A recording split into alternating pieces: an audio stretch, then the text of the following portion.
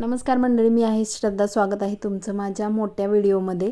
तर मंडळी, मी माहेरी असताना आम्ही गेलो होतो सटवाईच्या डोंगराला. आमची काही मंडळी शेतात होती आणि काही मंडळी घरी होती. अथर्व आणि सुदर्शनने आधी आम्हाला आमच्या शेतात सोडलं आणि नंतर बाकीच्या मंडळींना आणायला गेला. आणि आमचं घर आणि शेत लांब आहे आणि शेतापासून सटवाईचा डोंगर जवळ आहे. तुम्हाला इथं सगळ्या द्राक्षाच्या बागा दिसतील. आमच्या इकडे द्राक्षाच्या बागा भरपूर आहेत आणि बागेसाठी लागणारे हे छोटे छोटे औषध मारायचे ट्रॅक्टर पण आहेत भरपूर. आणि आम्ही आमच्या शेतात पोहोचलो आणि हे भलं मोठं दिसते, हे आमचं जांभळाचं झाड.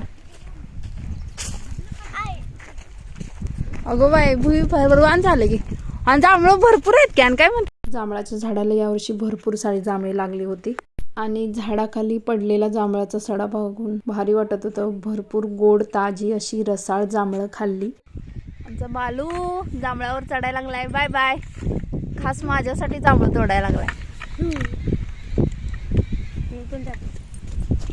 2 माकडं वर चढल्यात. माणसं झाडावरनं अथर्व आणि सुदर्शन जांभळं काढत होती आणि जांभळं वरून कसे काढत होती बघा. आणि ह्यांनी जुगाड कसं भारी केले जांभळं टाकण्यासाठी.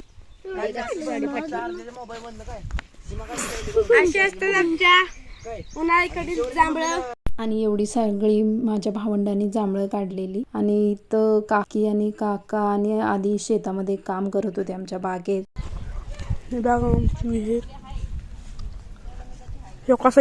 बघा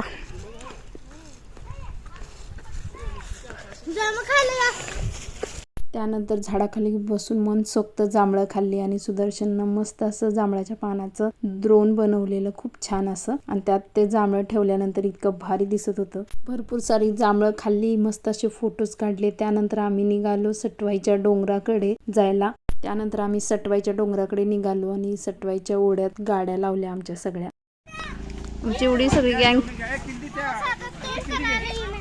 आमची एवढी सगळी गँग आम्ही निघालो सटवाईच्या मंदिराकडे दर्शनासाठी. आणि ही दिसतायत तेवढी शांत चालली नव्हती, खूप मजा मस्ती करत चालली होती बघा.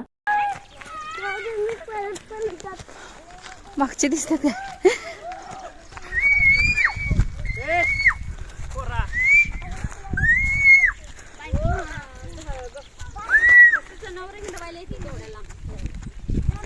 चल की वर जाऊया.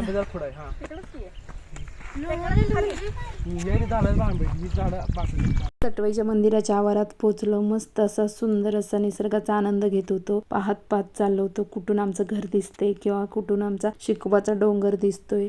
आणि त्यात मस्त असा वारा सुटलेला, ऊन सावलीचा खेळ चालू होता ढगांचा. सगळ्यात पहिला आम्ही सगळ्यांच्या डब्याच्या बॅगा खाली ठेवल्या झाडाखाली आणि सगळेजण दर्शन घेतलं सटवाई मातेचं. सगळ्यांनी मिळून छान असं दर्शन घेतलं. चांगलं दिसते. लगेच पाया पड आणि ज्यांना ही होत नाही ती घालतात ना.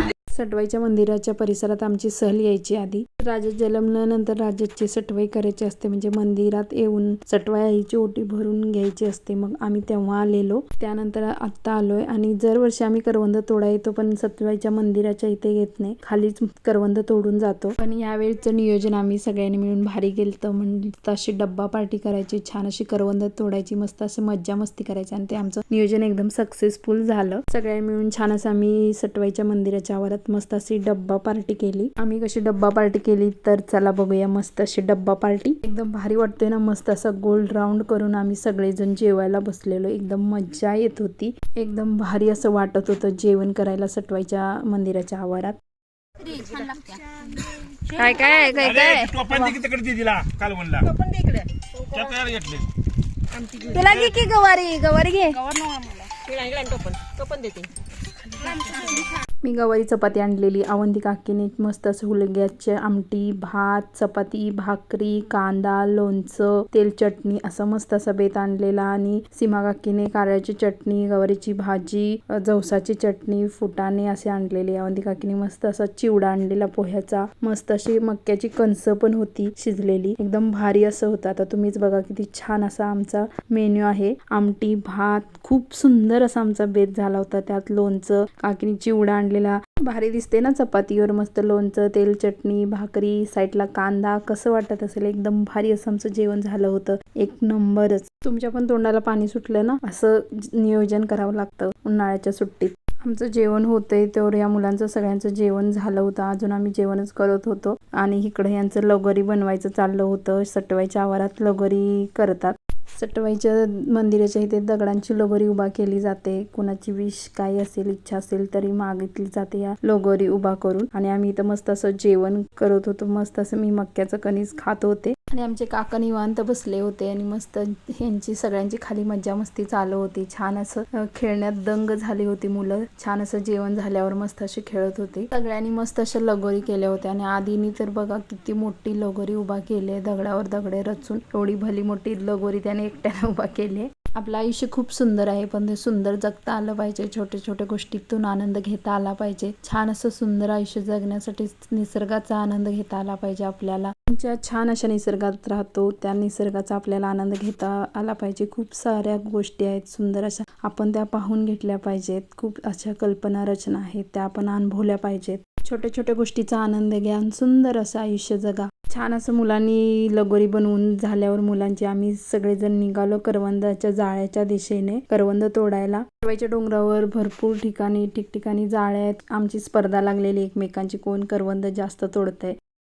ज्यांना दिसेल तिथे त्या जाळीला लागले होते. प्रत्येक जण करवंद तोडत बॅग आपल्या भरत होते करवंदाच्या. सगळ्यांनी प्लास्टिकच्या बॅग आणलेल्या करवंद घेण्यासाठी. छान अशी सगळ्यांनी करवंद तोडली, भरपूर जणांनी खाल्ली. मस्त आंबट गोड छान अशी करवंद होती. मस्त अशी करवंदची पण पार्टी झाली आमच्या सगळ्यांची. आपापली तोडत होते सगळेजण. करवंद तोडून झाल्यावर आम्ही आमच्या गाड्याच्या जिथे उभा केल्या होत्या तिथे आल्यानंतर एक भलं मोठं आणखी एक जांभळाचं झाड होतं आणि परत ना खूप छान अशी त्याला जांभळं होती आणि आम्ही तिथली जांभळं गोळा केली. छान अशी जांभळं खाल्ली, भरपूर सारी मज्जा मस्ती केली. एकदम जांभळाच्या झाडाखाली मस्त थंडगार हवा होती, छान अशी सावली होती, भारी वाटत होतं. नंतर पुढे आलो परत आणि करवंदाच्या जाळ्या लागल्या आणि थोडीफार तिथे करवंद गोळा केली आणि राजस बघा त्याने गाणं तयार केले खूप सुंदर असं.